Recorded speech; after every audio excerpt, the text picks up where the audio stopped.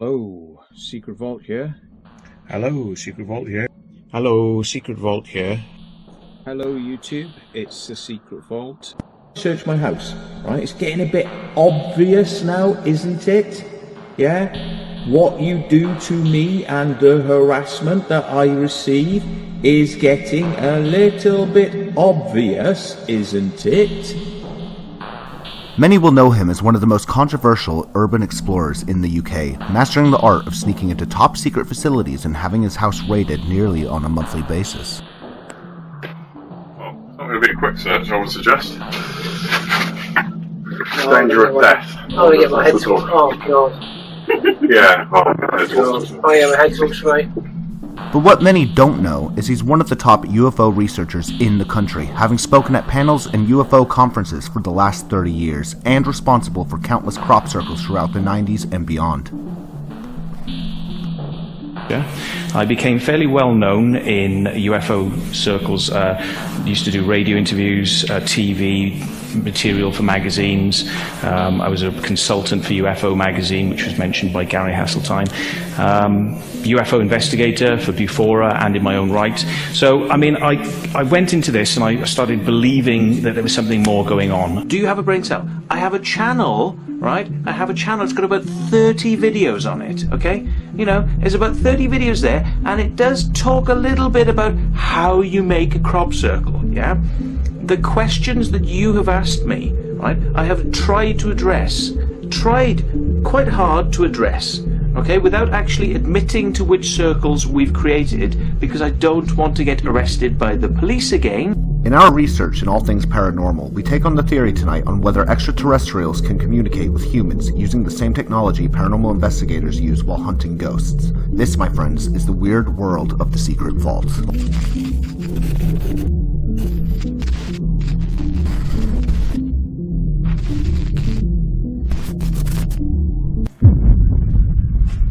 You know exactly what we're doing tonight. Yep. And I don't think the red light is fitting for this. Let's get some green on for this one, because yes, that is exactly right. Tonight we're going to meet up with one of the UK's top experts on aliens, UFOs, and extraterrestrials. Mm-hmm. And you all know him as the Secret Vault, or to us, Matthew Williams. Now, the reason we're going to do this is because a lot of people have theorized that spirits could actually be aliens, interestingly enough. There's a channel called Planet Weird that talks about using the Estes method to communicate with aliens.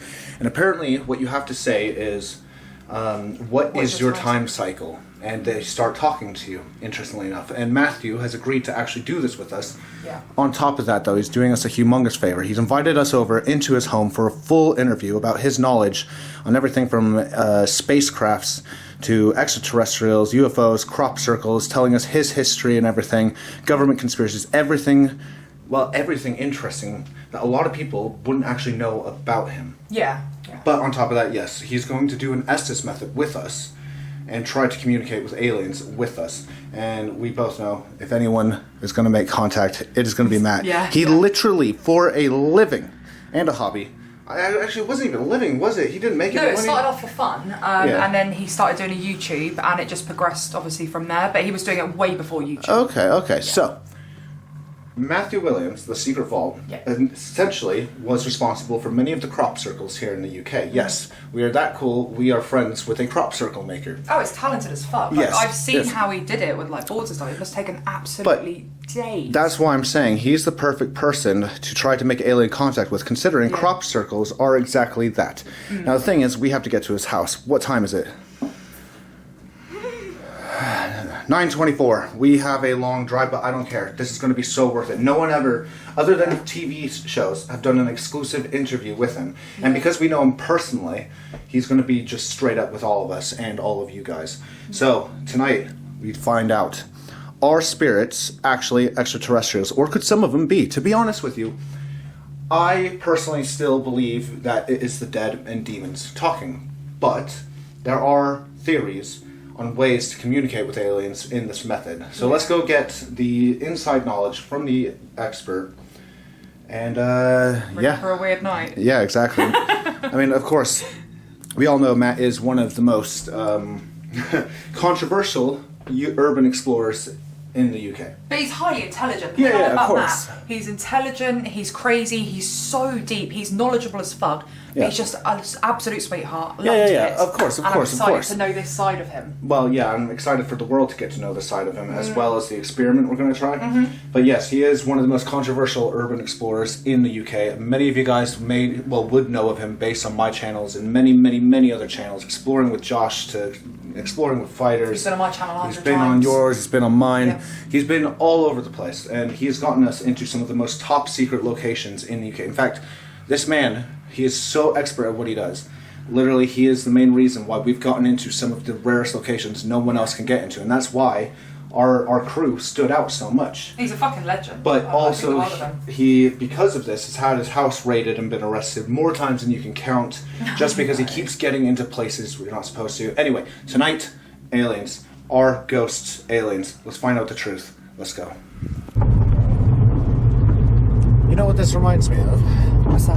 When I was younger, living back in Colorado, my parents had a friend who lived in a place called the Black Forest, right, in Colorado Springs. Okay. And the one thing, just look out and just imagine this, the one thing as a kid I always feared the most of ever happening while driving through the woods at night was a gray alien walking out from the forest into the road. Now, can I know? Now, just really look forward and just imagine, right, in your own mind, picture, and then all of a sudden, out of that bush, you just see a tall, naked gray alien, just big eyes, big head, just walk out. Yeah, that'd be terrifying. Yeah. What would you do if you were driving? Would you run it down? Or Can I be would you, honest? turn it? Yeah. Go on. I'd stop for a second. I'd assess the situation. Yeah. I'd probably reverse, but if it came running at me, then yes, I would run it down. So you wait to see. See, the thing Yeah, is, I though, wait. but the thing is with aliens, apparently most people who have had abduction encounters experience a very bright white flash of light, and then they wake up in their car as if no time had passed whatsoever, but it's hours later. Oh shit. That's the Really? sort of, yeah. That's what most abductees claim have happened. God, I didn't know that. Yeah, so I mean, gray aliens aren't exactly, what I would imagine you could communicate with spirit box with in our experiments, but you never know. Maybe we could pick up on a ship from outer space. But I'll tell you now, coming face to face with an extraterrestrial, in my opinion, would be probably terrifying. Yeah. Not probably, it would be. Yeah. And what makes it even worse is government nowadays have openly admitted UFOs, or UAPs as they call them, are real. Yeah. So maybe we're closer to meeting an alien than we ever imagined. God, I hope so. That'd be really interesting, but kind of scary. As long as they don't start war with us. Yeah, as long as I don't pull up in the front of the road now, I'd be really grateful for that. But maybe one day. I should really put this one up because this is the guy that I actually met. I have a photo with Will Smith. You have a photo with Will Smith? I did have, but my mate who's dead now took the photo, and I haven't actually managed to get it. Never got it back. Oh, that's a shame. Yeah, but I'm on TV and then Will Smith comes on after me, so it's kind of like, yeah. Claim to fame there. Yeah. It's pretty cool. So why was Will Smith? Why were you on TV? I was helping him promote the film Men in Black by talking about UFOs and aliens and the real stuff that goes on with real Men in Black. Oh, God! See, this is the sort of stuff I want to talk to you about tonight. Actually, Yeah. Got to meet Mr. Will Smith. He was very nice, and because I've been on the Big Breakfast for 4 times, I knew that at the end of the show, that was the time to just go straight up to him and go, "Can I have a photo?" Because you get 1 or 2 people will go, and then they go, I can't take any more. Gotta go. Yeah. Okay. And I was the guy that got burst in there. This is the stairs of weirdness. Watch out, then. Stairs of weirdness. Stairs of weirdness, because I put memories on the stairs so that when I'm coming down in the morning, I always get the reminders of certain people, certain things, situations. Okay. Unfortunately, that photo was kind of like slid out, but these are some crop circles I made. Not the most impressive ones I've made, but just they are still impressive. So you made these? Yeah. Okay. Yeah. How many of those have made it in the news? Most of those were in the news, yeah. That's incredible, man. Yeah, but there's much better ones than that. That just happens to be. Now, again, like that's a place I used to live before. Yeah. These are different dogs I've had. Yeah. Photos of the dogs, so it's like a kind of like memorial to all my best friends. It's really sweet. And you have a massive... What? Yeah, the head's fallen off, unfortunately. So What is it? The head is living here. Okay. Until I can get an elastic band that will put it back on. But yeah, I put this together. You know, it's a flat pack thing, and you make them out into 3D. Oh, okay. Pretty good. Yeah. I just want to mark, we are starting this interview at 23:23 of the 23rd of August. Yeah. Look at that. Look at that. Oh, and look. Nice photo there. Yeah. Plastic wrap mat. Very sexy. So, Matt, can I start by asking you, what got you interested in this whole crop circles, extraterrestrials, and things like that? How old were you, and what really sparked it? I think I was about 19, and I was driving from my valley in South Wales, the Rhondda Valley, into the Ogre Valley, and as I crossed across the top of the mountain road, went round a corner, and the vista of the next valley opened up in front of us. And sitting on the side of the opposite mountain was a triangular shape, and it looked like it was shimmering. Was it flames or was it something else? And I was obviously driving at the time, and I just rounded a corner, so you have to keep your eyes on the road. So I'm looking at the road, looking at the object, road, object, road, object. I'm like, can't get my angle on what this thing is. And then eventually the tree line came past, and I thought, oh, hang on, I really want to know what that was. So I stopped the car, reversed back up, and there was nothing there. Oh. Okay. So now that in itself is an interesting little sighting, but what was weird was that I remember saying to my friend, did you see that? And he said, oh, I saw something out of the corner of my eye. And then I went home, did nothing with that information for about a week, and then it was like somebody literally chucked a bucket of water in my face, and I literally went, whoa, hang on, a week ago, what was that thing I saw? And why am I only remembering it now? That was weird. That was the weirdest thing about it, to be perfectly honest, and that kind of set me off. That set me going.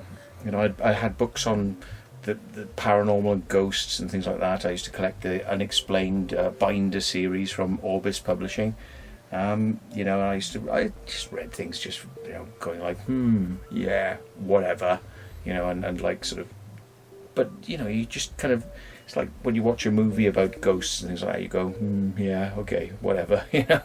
It's like most people would say, yeah, you don't believe in this stuff because you haven't had it happen to you. But I was a skeptical sort of kid, didn't believe in religions and things like that, thought it was probably a lot of people making stuff up. And then something happened to me, and that is when my whole life changed. So you know what's crazy is we were literally just talking about this in the car on the way up here, about what got me into like ghosts and paranormal, and what would it take for her to believe fully in some things, and she requires. I'm still like 50-50 because we've seen a lot of stuff together, but I need like literally like an apparition or something like completely in front be of stood me. right in front of you, sort of thing, and so. That's interesting, but it seems like a lot of people actually have that same sort of experience when, you know, they're skeptical until it just happens. So then I have to ask, how do you actually get yourself into a community of like-minded people and get involved in things like making crop circles? Yeah, well, the only way to kind of get yourself into this stuff is to start. You know, you start somewhere, you start reading books, which I did. I voraciously collected UFO books and started reading them, found out more about the subject, started digging into it, and then I was thinking to myself, well, you know, these books are all okay, but it's written words on a page. Do I know these people? No. Do I trust the words on the page and the author? Maybe. What's going to make me convinced that more people out there are telling the truth about this subject? Because I'm confused, and I think other people have been confused, you know, and had these experiences and wanted to find out more. So I just sort of went on a quest to kind of meet people who'd had experiences, and I thought it was really important to meet them face to face, to learn, you know, their story, look them in the eyes, and get a general flavour for sort of, you know, are they telling you the truth? Which is something you can't get from a documentary or a book. You know, it's kind of all been edited, and and that's one of the reasons to this day I like unedited, raw format. Yeah. Because you get so much more of the body language, you get so much more of the understanding of what's going on, than if you were to sort of cut it down and chop it out. So yeah, I'm very much this is exactly what the person said, and this is how they said it. So what kind of, like, who have you met? Like, anybody quite, well known who have had experiences? I mean, well, I've met most of the big UFO researchers. I used to go to conferences, and I met a lot of people that way. Yeah. We helped put on a conference in Cardiff where the very famous Professor John Mack gave his first UK lecture, was in that conference in Cardiff that I helped put on. And sadly, he's no longer with us now, and he was a pioneer in the abduction research. So interesting. I've met Nick Pope, for example. I mean, a lot of people are familiar with Nick Pope because of Ancient Aliens TV series, and he's often quoted on that. Yeah. And back in the day when he was actually working in the job, I actually wrote to him and I made contact, and I was interested in finding out who was really doing the big stuff, with UFOs, because I couldn't believe there would just be one person in an office and that would be it. I believe that it probably would be using intelligence experts, looking at photos, looking at radar data, looking at plots and tracks and maths and physics and all sorts of things like that. So I always had this kind of belief that there probably was some sort of secret thing going on in the government. And then a book called Above Top Secret came out by Timothy Good.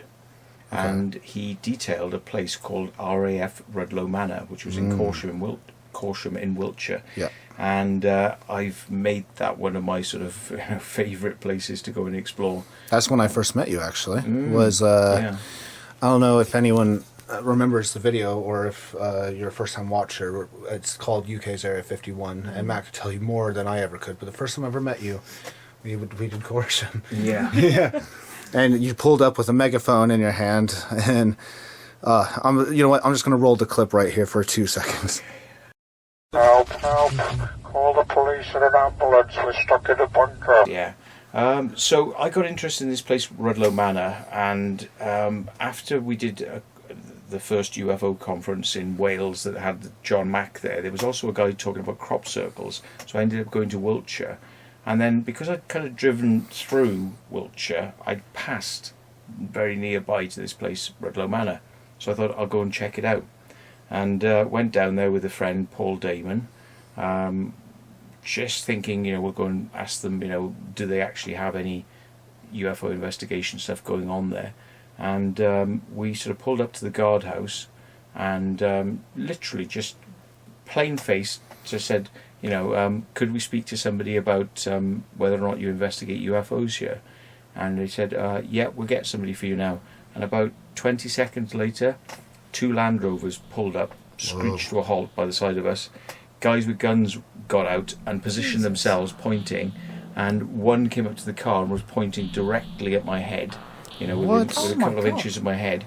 And then this guy got out of the Land Rover and goose-stepped. That's the only way I can describe it. It's like goose-step walked up to the car, and he said, good morning, gentlemen. Yes, I just wondered what you're doing here today at Rudloe Manor. And I said, well, I came to ask them, do they investigate UFOs here?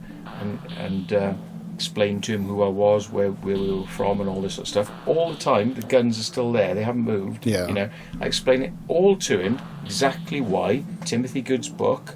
That's why we were interested. And at the end of it, he said, well, I'm not very satisfied with your explanation. I'll be right back.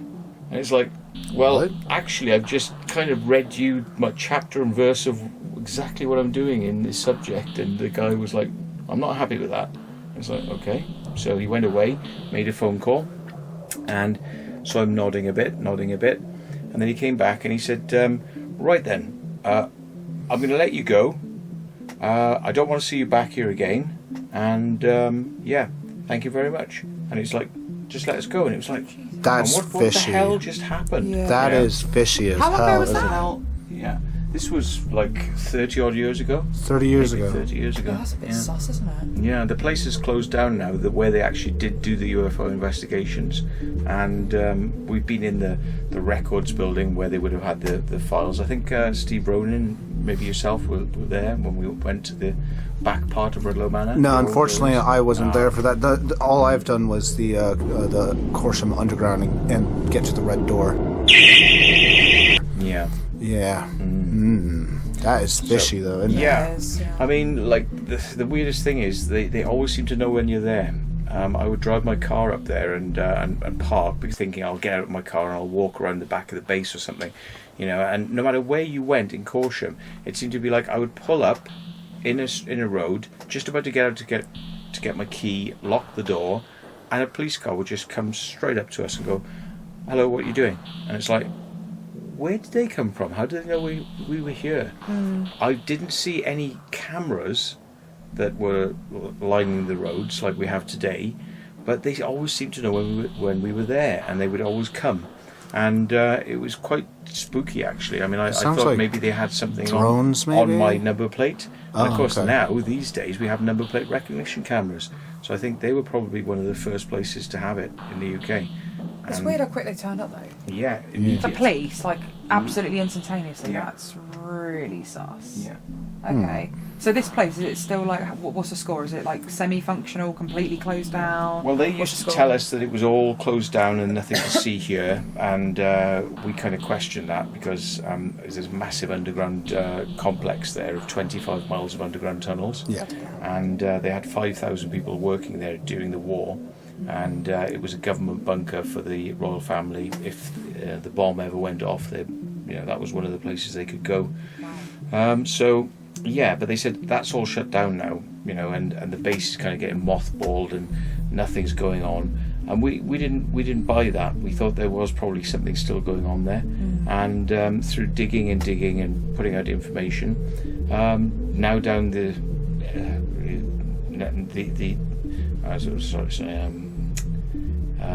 now down the years, they have ended up building what is probably like a second GCHQ at Corsham, and they've got a place called the Command of the Defence Communications Network, which is what controls the satellites. Britain has satellites up there in space, spy satellites and communication satellites, and they're all controlled from Corsham.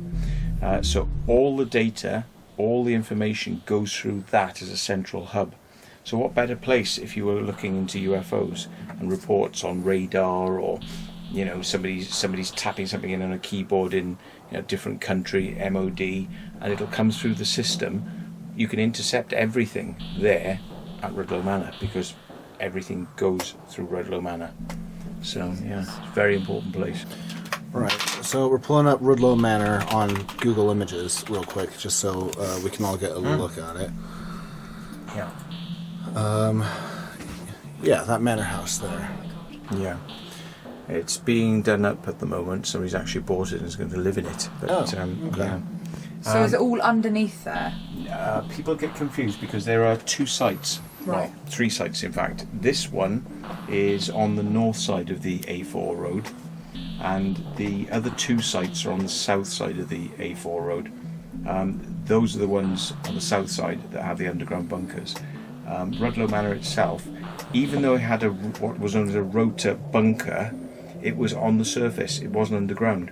Like most rota bunkers are disguised as like a bungalow, and you look at it and you think, oh, that's somebody might be living in there, so you wouldn't go near it because it's somebody's house. Yeah, but actually it's a bunker entrance, and you walk down the stairs and you come into a bunker with radars and whatever. So it was all hidden like that. Now the headquarters of the southern sector for the rota system was Rudloe Manor, but it had its bunker on the surface. So that was next to the manor house on the left-hand side, and it's been knocked down now. And of course, people see photos of women with big maps of the UK and planes, and they're pushing around planes and things with these sticks, like war tactics, war stuff, yeah. And of course, they see that, and they see these like looking down windows where you have generals and whatnot. The high brass would be up there. Like the looking Bristol War Rooms we did together. exactly like the Bristol War Rooms. Yeah. Yeah. So it would have looked like that, but it was on the surface, and now that it's been knocked down, people immediately, say, hang on, they had a rotor bunker, so it must have been underground. So there's the manor, so it must be under the manor. Yeah. It isn't. It's a total red herring. So. Oh, okay. Yeah. Can I also ask, did you ever manage to get behind the red door? I have been behind the red door. Do you have footage of it? Yes, I do. Do you want to share just a little bit Yeah, for sure. them? Yes, please. All right. Do you have it up on your channel? Yeah, it's on the channel. It's hard to Okay. find. By the way, if I haven't made this clear enough, this is the Secret Vault. There will be a link pinned at the top of the comment, so be sure to go subscribe. And also, I'm adding, while he's getting onto the Secret Vault's YouTube channel, to show us behind the red door. Now, I've been to the red door in Area 51, but I have never been behind it. Matt, how did you get in there again? You had to abseil, didn't you? No, No. we actually went down a slope shaft, which was known as Sands Quarry, Okay. and somebody had left the door open or broken in there or something. And when we went down to the bottom, there were these hoops that kind of were reflective, so that if you were with a torch, you would see which way to walk. Yeah. So they had these like hoops indicating which way to walk. And it went to a wall, and there was a door in the wall. And the door was a bluff because it was actually breeze blocked on the back of it. But somebody had taken out bricks from the wall instead of trying to attack the door. They'd attacked the wall, and they'd made a little hole, and we climbed through, and we were into the underground part that's known as the Red Door. All right. Show us. And while he's pulling that up, I was going to say, I'm at the very end of this video on the end screen. It's going to be the Area 51 video that, like I said, the first day I ever met Matt, and our first alien sort of inspired investigation on the channel. But yeah, absolutely. Show me. This is early Red Door stuff when we were like taking UFO researchers into the underground tunnels, which adjoined the real tunnels, the ones where you can actually drive on the roads there. Yeah. Proper roads. But yeah, this is us, getting in to something. But you want my footage ready, don't you? Yeah. Amport Quarry. So cool. I didn't even think we'd be talking about UK's I'm Area literally in 51, shock. but Yeah, I know. no, this is so interesting. So let's have a look. Sands Quarry. This is the quarry that I walked down. You walk down these steps, and it just goes into a shaft, and it just keeps going down. And these would have been used to quarry stone in the past, but then they got converted into military tunnels. So, yeah. There we are. Excerpt from another video on Sands Quarry on this channel. Here we are. That's what it looks like. So you just walk down there, and I'm not sure if I actually show the inside, but you can see the hoops, I think, in a minute. Okay, let's have a look. See reflective. Reflective things, and so you just keep following the reflectors, and it shows you which way to walk underground. It's crazy because this looks like something right out of like a horror film, actually, but it's like real. found Like footage. but you've actually done it. Okay, so this is you with a bunch of UFO researchers, a bus full of UFO researchers. A minibus. We took a minibus to a bunker, and they pretended this bunker wasn't there by not telling you it was a military site and not saying any keep out or anything. There was nothing to say keep out, so I mean, you're not doing anything wrong if there's no sign saying keep out. Yeah. So but I took these people down the road, and you just see this like berm or like a bump in the ground, and it goes down, it slopes down, and you walk down, and the doors open, and then you go into a lift shaft, and you go down 100 feet into the ground, and that's a command and control center. Fast forward a bit to it. I want to see. What do you think of what you're just about to see? Yeah, Spanish Dave. That's it there. This thing of grass. And there's the doorway in, and we'll actually go in there now. We obviously didn't get let in. But this is the kind of dedication that we had. We were kind of like, well, let's take it straight to them and ask them the questions. It's like, these are the guys that should know the answers. Let's see Yeah. whether they'll, talk to us. What year was all this? I know. I was just thinking the style of clothing and stuff. Yeah, it should have been like 1992. 1992. What? And when did you upload this? Probably about 2 years ago. Oh, okay. I got so much footage which people haven't seen. I've got loads of stuff. God, that's like that- 6 years before I was Look even at that. born. Look at that. It's just like you're walking down into a military bunker, control bunker. Are these videos available on your channel? Yeah. It's called Caution Computer Center Unwanted Visit. And there's no sign saying keep out. There's no sign saying military base. So you just walk So right you don't in. know what you don't know what it's all about. Okay, and it's Yeah. not even locked. Yeah. The front door isn't, but the inner door is. There's cameras catching a terrorism bomb alert. Yeah. Wow. So what happened? Did you get kicked out, or? Yeah. Eventually, the police came and just said if you could leave now. Yeah. There it is. Yeah. It's down on numbers now. Okay, well, my name is Matthew Williams, and I have been a UFO researcher and more recently a circle maker. 20 years I was circle making from about 1991 to 2000, and I got arrested. I'll talk a little bit about that in a bit. Yeah. Well, we can I'm talk about I'm it. the only person ever to be arrested for making crop circles, apparently. So, You were making crop circles for 20 years. yeah, How many have you made? hundreds. Hundreds. And almost all of them have made it in the news and all that. Yep. What's- People believe that people can't do them. They get amazed. They get healed. They have strange experiences. They see UFOs in the crop circles, but they're made by people. And the funny thing is, the people who make them, like me, have had weird experiences whilst making them, and we've also felt that we've been drawn. Something has moved us to kind of want to do a certain design Yeah. and to put it in that field at that place at that time. And we've found out that people have been meditating on designs, and then we've got up and gone out and done the design they're asking for in their meditation. Interesting. So it's weird stuff. I mean, I went one night. I just went on my own because I didn't have a team, and I was like, I've got to make a circle. And I went to this field. I could hear people nearby. Made the circle in the morning. Found out the people, said like, "Wow, this crop circle appeared," and it was exactly what we were asking for. We were literally sitting there meditating on a 7-fold petal, and or a 6-fold petal, I think it was. And I came out of my house and went and did it with them. Maybe they were about 200 feet away from me. They didn't know I was making it. And but how did I get the inspiration, that kind of push to go out and do what they were asking for? Yeah. And this is where I think that the human circle makers have become an interface between something else. I'm not sure whether it's alien or something else. So But that- we definitely got the ideas to go out and do certain things at certain times. Yeah. Okay. So what is the purpose, do you believe, of a crop circle? Like, why did you do them? Well, a crop circle is basically a magical talisman, in effect. So if you believe that by drawing something and studying it and putting energy into that thing that you're looking at, then it gives it power.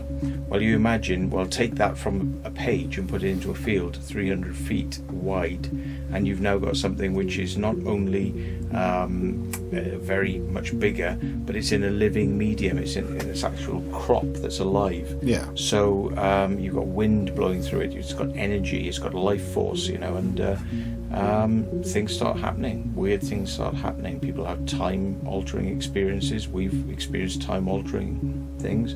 When we were making a crop circle one night, I asked for protection because I believe that we're doing something working with another intelligence, so Yeah. I literally said that we couldn't make a crop circle in that field because there were people watching that field. So me and my friends suddenly got this impression it was okay to do it, which is crazy because it's like we knew we would be seen, Yeah. but it felt okay. So we went, okay, well, let's do it. It feels okay. I don't know why. And he said, yeah, I feel okay too. Let's do it. And the people who were watching the field said that a fog bank came down over the field, and then the fog lifted in the morning, and there was the circle. Wow. However, we could see the stars, and we could see those people watching us all night long. There was no fog bank, so it was like a two-way mirror thing, Yeah. They couldn't see in, but we could see out. Very bizarre. That is very bizarre. So obviously, you eventually found a group of people, circle makers, to kind of do this with, partner up with, and all of that. What? I can't imagine. There's a different community for everything out there. There's a ghost hunting community, obviously, crop circle community. There's gardening communities out there. I've seen gardening YouTubers have beef before. But what is the crop circle community like? What's it like being part of that? Well, you have to be secret about what you're doing because the magic really kind of manifests when people don't know the authors of the circle. Of course. And, so we do it to kind of give away the art, to give away the design, so that other people will have experiences in it. They'll maybe see a UFO or have a life-changing experience. And, once you kind of finish the circle, it no longer becomes your property. It's kind of like it belongs to the world. It's just given away. So, what's that like for me? It's a nice feeling you get on the inside that you made the circle. You your friends made the circle with you. But if you tell people that, a lot of them would get very angry. And it could get quite nasty with some people because they're kind of like, no, it's aliens. You're telling us lies. You must be some sort of government agent. You're trying to kind of dismiss the truth. It's really important. Crop circles are really important. And it's like, well, people believe that because they've had weird experiences. They can't believe that humans would have had anything to do with something that will manifest the paranormal. You can't take it's kind that of on like board. taking their hope away, but not in a bad way. It's just kind of like, to them it means so much that they're obviously denying obviously people can do it. So. Well, what I also like is that What's the matter? you doing this secretly and not doing it for any kind of fame or recognition. You're doing it just for the good that it brings humanity. Yeah. That is actually very noble. I commend you on that. That is incredible. And these are things that, unless you ask someone who's, done it and been there and been part of it for so long, I don't think anybody would ever actually know this unless they, either started doing it themselves or were friends with one. So Yeah, it's addictive, and we were out there many nights a week, and we were churning out a hell of a lot of stuff, and different styles of work. We would try and mimic other people's work, and they would mimic our work. So we would all kind of like advance by taking what we'd seen somewhere else and then making it a bit better, adapting it, putting more into it. Oh yeah, there's clearly an art to it. So who taught you how to do it, or is it self-taught? I kind of was self-taught because we just went out there and tried getting a plank of wood and a bit of rope and seeing if we could draw some basic shapes. And what we really messed up on is the fact that rope stretches. Yeah. So you never get a very clean circle because as you're stretching the rope tight over a distance, of course, your friend can be pulling it longer and shorter and longer and shorter. So you're going to get this kind of what we call a cookie cutter effect instead of a nice, neat lined circle. So the revelation of how to make crop circles well came when we met a team. There were other teams out there, and they gave us some of their little tricks and tips. But had we not been circle makers and could prove that we were making some of these things, I don't think they would have spoken to us. Yeah, okay. And my other question is, how do you get them so perfectly? I know you're just saying that it's not always perfect, but how do you get the dimensions so well? Like even that one on the screen. How do you get that so accurately correct? It's unreal. Yeah, well, surveyor's tape measure. It's got fiberglass woven into it so that it doesn't stretch over distance, and you can really hold it tight. And it's all about measurements. So you have to draw your design, and then you have to take angles and measurements, and then you multiply those by a factor of for whatever size you can have in the field. So it might be only 1 centimetre on the page, but 1 centimetre times 10 would mean it's going to be 10 metres. Yeah. When you're actually putting the lines in. You know what? That actually makes a lot of sense. I think maybe it's a bit too obvious it would have been that way. Yeah. But when you're out there in the field, it's like, to me, it just sounds pretty hard. But yeah, measurements, tape measures and all that. How long does it take to make one typically? Well, you start when it gets dark, which is usually around 10 o'clock in the summer months, and then you've got until about 4 o'clock in the morning when the sun comes up. But sometimes you get fog will come down over an area, Yeah. so you can work into the daylight and people can't tell that you're there. Yeah. So you can get away with a bit more. And in some locations, they're so remote that nobody's really going to be like watching on the hillsides, and you can work there and maybe even go back on night 2 and finish it off before anybody finds it. Oh, okay. So, That's awesome. That's Yeah, I absolutely never really awesome. thought of like crop fields being so maths based. Like, obviously now you're saying it makes sense really. Like I should have thought of it that way. sorry. Yeah. That's okay, fine. it's okay. I also was we were speaking about it weeks ago about the certain types of crop, and that was really interesting. You were saying about the certain types you can and can't do it with. Remind me again what was what? Because you said not to cornfields. And Yeah, stuff. some people think that you can make it crop circle in anything like grass. Well, you can't, because grass doesn't really flatten down. Yeah. It just bounces straight back up. Angel. She's being a real naughty girl tonight. It's Wants all right. total attention. Or me or the dog. Come Oi! on, baby. Come on, Angel. Angel, She's going to be stubborn, isn't she? Angel. Come on. Here she comes. Hi, What are you doing? Barbie. What are you doing? You're being an attention monster. You wanted all the attention. What have you got? You got yellow stuff on your face. What have you been eating? Oh, God. Uh-oh. Yeah. But what's the best sort of type of crop then to use? Well, wheat, barley, and rapeseed. Rapeseed's a bit thick, so it tends to snap a lot when you're pushing it over. But wheat and barley are great for making crop circles, especially fields that have been done by a machine. So that there's an even crop, and it just makes a very nice, neat sort of palette, really, for you to kind of work on. Yeah. Okay, so this brings me to the last couple talking points before we try an alien Estes method. First question, I guess, would be, what is your opinion on the recent revelations the government's coming out that UAPs, they're now calling them rather than UFOs, are real? I do believe that this has been kept secret from the public, and the government do know what's going on, and they've been hiding it for many years. This may lead to revelations about there being crashed saucers and their occupants having been hidden from the public, and they've obviously been trying to back engineer the craft, and probably have interrogated or tried to find out more about the alien. Nice timing. Yeah. They're probably trying to find out more about the alien civilizations, what they're into, what they know. So I mean, any government that could get hold of that sort of stuff would be well ahead of the race, for superiority in and war technology, really. So why are they revealing it now after hiding it for so many years? I don't think the government really did want to reveal this stuff. It's insiders who have just kind of learned too much about what's going on, and they're whistleblowing. They want people to know the truth, and they're taking it to Congress, and Congress are going, right, if this is real, we want the answers on the table right now. And the Pentagon are going, no. Okay. So, yeah. Sorry. It's okay. Is it? Don't worry about it. It'll be fine.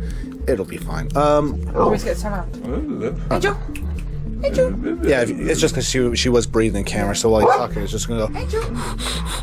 Yeah, that's true. Yeah. Beer's good.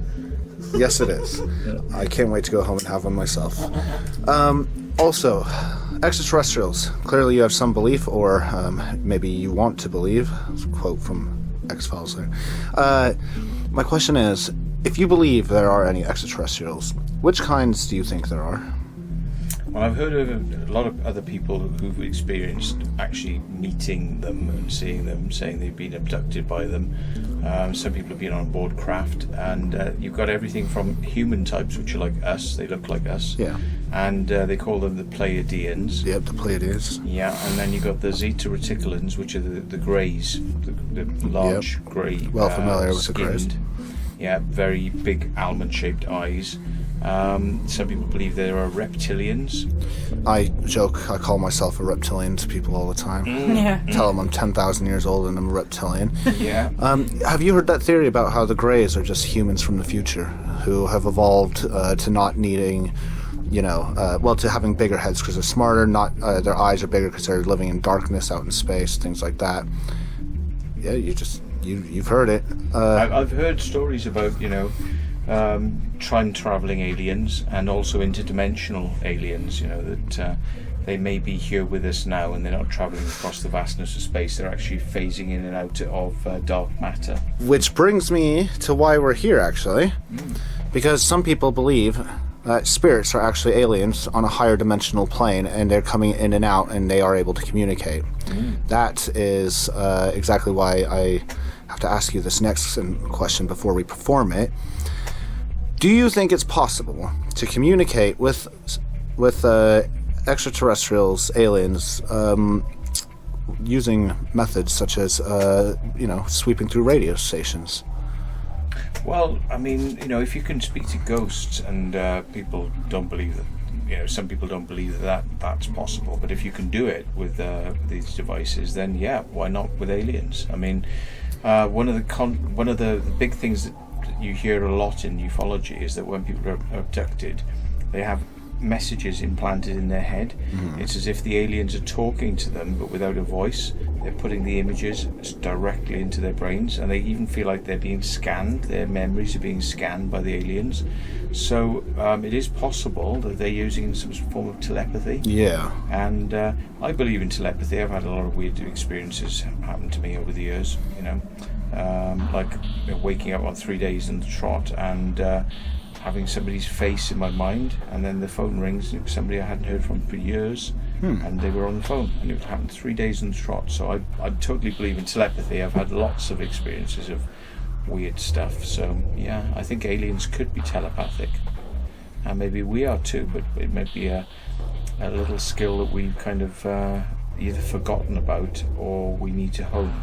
I think we can actually, just going off of that. I know this is crazy. I'm one of a triplet.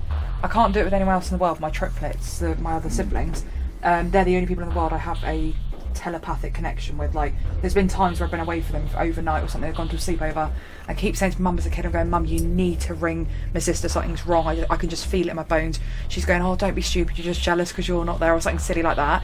She's given her a ring 2 hours later because I've absolutely consistently annoyed her to ring her, and everything's gone wrong. And my sister's on the phone crying, going, "Oh, I'm so glad you've rung." And I just have this like innate feeling, and I don't know if it's about being a multiple birth or something. I don't know. Obviously, I can't go into detail about that because I don't know that's other story. But like I say, I don't have it with anyone in the world, but with my siblings, it's like, I don't know what the word is. They don't have to speak, they don't have to look at me, they don't have to be present, but I can just feel when something is not right with them. And it's still to stay. It's getting weaker as I'm getting older, I won't deny that, but I can still feel it, if that makes sense. Yeah. So I've witnessed that myself, so yeah, I do kind of understand what you mean with that. It's kind of weird, isn't it? Well, would you be interested in trying it yourself? This Estes method, alien Estes method. Yeah, I'm up for any experiments. Yeah. The whole crop circle stuff was one big experiment, and we saw a lot of stuff there. So yeah, anything. Have you done Estes before? No. That'll be a first time for everything then. All right. Well, all I know is, based on what little I've watched from Planet Weird, who are the ones who've been discussing this, one thing that you can say that for some reason garners extraterrestrial responses is asking, what is your time cycle? Don't even know what that means. Does that mean anything to you? No, I have no idea what a time cycle would mean, but yeah. It's worth a shot then. Right, I'll get the equipment out and let's give this a go. Thank you, by the way, for that interview. That was so incredible. Again, go subscribe to The Secret Vault here on YouTube. Link in the pinned comment. This man will blow your mind. Not only does he do, obviously, the alien talks and all that, but he is one of the most hardcorest urban explorers you will ever freaking meet. Okay, this guy has gotten into things that people would only dream of. Anyway, we'll see in just a minute. Okay, so Estes method time. Spirit box is already running, connected to that. Matt's got his turban on, but that's actually going to be used as a blindfold to dull your senses. Now, what you're going to do is you're going to listen to the spirit box. Try asking, what is your time cycle? And anything you hear come through, just say it out loud for us to hear. Just 100% as it is. If it doesn't work, it doesn't work. If it does, brilliant. You ready to go? Okay, yeah. All right, so there's that. Oh. There we go. Doesn't seem to want to... Yeah. I'm going to pull this down. Yep, so you can't see. Dull your senses. Now, can you hear me right now? I can, yes. Okay, so let me turn it up. Can you hear me now? I can kind of still hear you a little bit. Can you hear me now? Not really. No, that I can't hear you now. No. Perfect. So you can start anytime you're ready. I'm going to turn it up now and full blast. So I have to ask, what is the time cycle? What is your time cycle?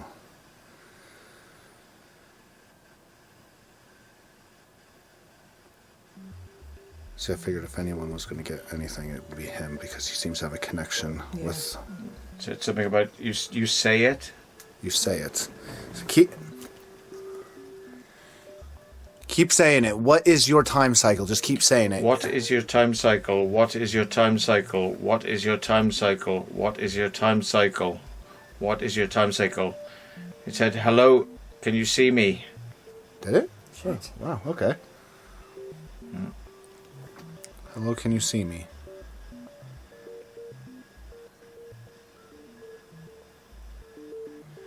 I'm calling. Oh, he's getting Angels. He's getting response. Angels. His dog's name His Angel dog, yeah. too. I'm actually getting chills listening to this. Just static.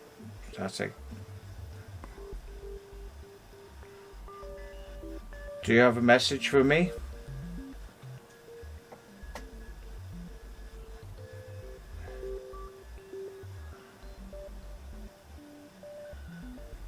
Hard for me to wake up words. Mm-hmm. I know you can't hear me, but if you're watching this in the future, Matt, it's okay. So, you're saying that you're angels? Some believe angels or demons. Savant? Savant. Servant, maybe? I'll just quickly Google behind the scenes if savant means anything.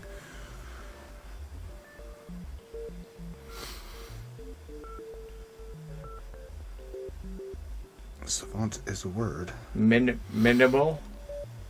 A very learned or talented person, especially one distinguished. Okay. Maybe they're calling that one. Maybe. On the tip of it, the vets. That's noise. The tip of it, the vet, that's noise. What is your time cycle? A mic. What is your time cycle? What is your time cycle?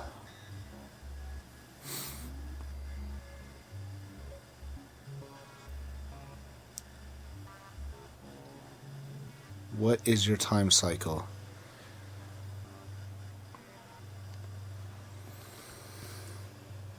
It sounds like not a lot's coming through now. Maybe if I turn the aerial upwards. It might help turning it up because it's quite difficult to make out when it's quiet. It's all the way up. Okay. Is that max? Yeah, that's alright.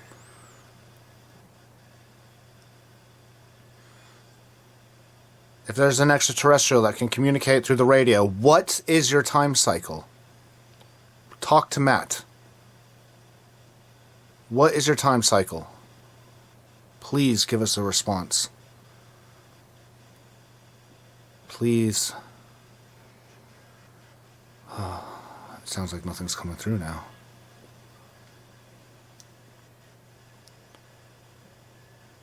Oh, man.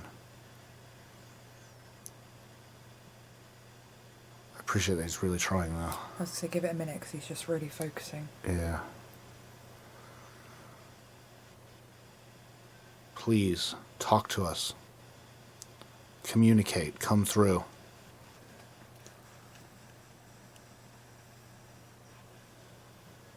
He hasn't said anything in a minute. It doesn't sound like anything else is coming through.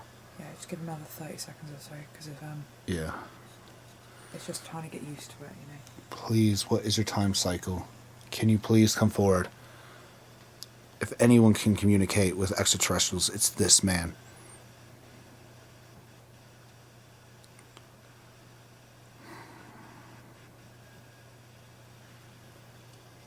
I don't know.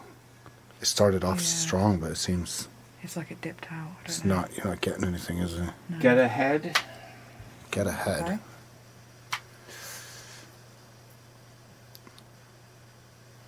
Where are you from?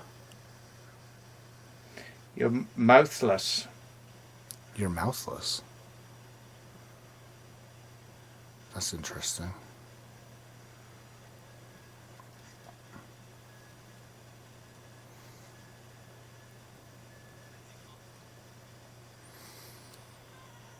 Lanes have gone off, or lanes go off.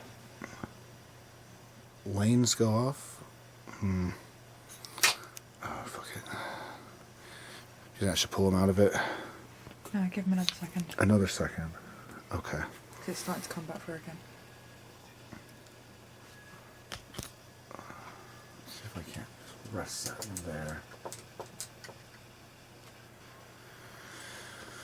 Oh, please, please, please, please, please.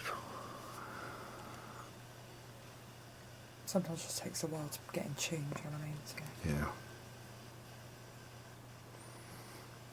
maybe if you turn on the volume, ask him again to start saying, what's your time cycle? Alright.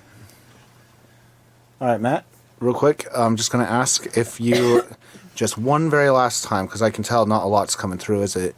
And that's okay. It's a lot of static, occasional words. Okay, try just one more time asking maybe twice or three times what is your time cycle. I've been asking out here, but give it one last attempt and let's see.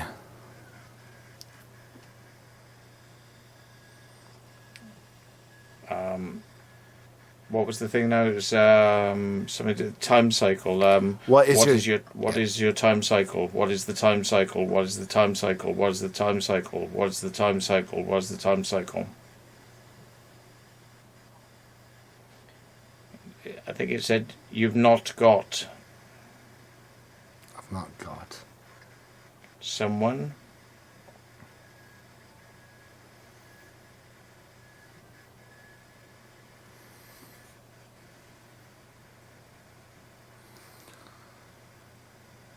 Oh god, if there are extraterrestrials out there, or spirits are, or they can communicate with this device, I'm going to give it this final sweep. When it ticks back over, then I will end this session. Anything. Anything. Please. No, seriously, I wouldn't normally say this, but give him a minute. Look at his body language, how much has changed. I just hope he's not annoyed he's doing No, this. his head's dipping. It's like he's really getting into it. Like, I've just noticed he's gone from being bolt upright to now his head's hung over. You're right.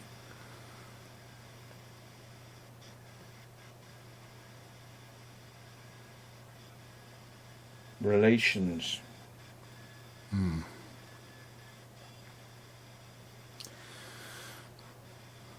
Well, I'll ask him how he felt after. Yeah, I can just tell from an outsider that his body language has really changed, Yeah. like drastically in the last couple of minutes.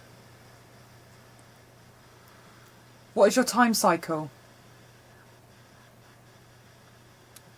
If anything, it'll put him into a meditative state. Static does that. I used to put me into when Yeah, look, he's almost struggling to keep his head up. slumping down. What is your time cycle? Can you talk to Matt? Do you think he's actually going to fall asleep? No. This is very intriguing, actually. I've never seen this before with Estes. He looks like he's falling asleep. No, I think he's just going into A trance, a perhaps? very deep concentration. What is your time cycle? Oh, he's definitely awake. He's not hearing anything. Yeah. Alright. Okay. I think I'll take him out of it. Alright, Matt. You've done fantastic. Okay. You can take it off if you want. Right. Cool. Can I ask, were you feeling like sleepy or anything, or meditative while doing it? Or what? Yeah, I was really tired. I mean, I had a lot of sleep today, So True. yeah. To be fair, back in the day when I was doing spirit box for hours, just meditating, it used to knock myself. I'd always have to take a nap after doing it. Yeah, so I noticed your body language was changing really quickly. I was getting really tired because I didn't have any visual reference, and Yeah. It's interesting, isn't it? Matt, you've done incredible today, and your interview was absolutely phenomenal. I genuinely, this is probably one of my most favorite interviews I've ever done. Yeah. Oh, cool. Yeah, you Thanks. you know a lot. You know your shit, and just thanks, man. Okay. Thank you so much.